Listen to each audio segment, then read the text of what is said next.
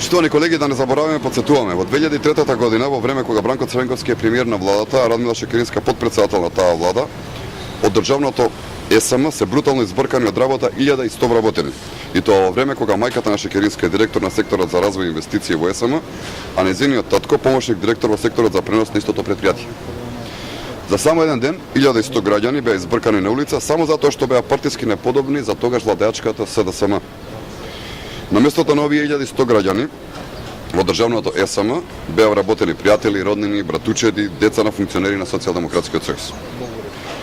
Остана дилемата дали родителите на Шекеринска, кои беа директори во СМ, беа главниот инструмент кој преку кој СДСМ вршеше партиска чистка во ова претпријатие. 1100 семејства беа оставени без екзистенција само затоа што Бранко Црвенковски како премиер, а Радмила Шекеринска како вице-премиер на истата влада преку ноќ одлучија дека овие луѓе се непотребен вишок. Тие се поигруваа со човечките судбини животи.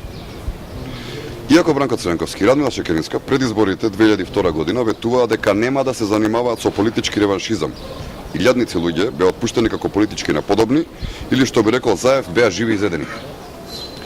Иако Бранко Црвенковски и Радмила Шекеринска пред изборите во 2002 година ветуваа дека нема да има непотизам, сопруг и сопруга, мајката и таткото на Радмила Шекеринска беа директори во исто државно претпријатие.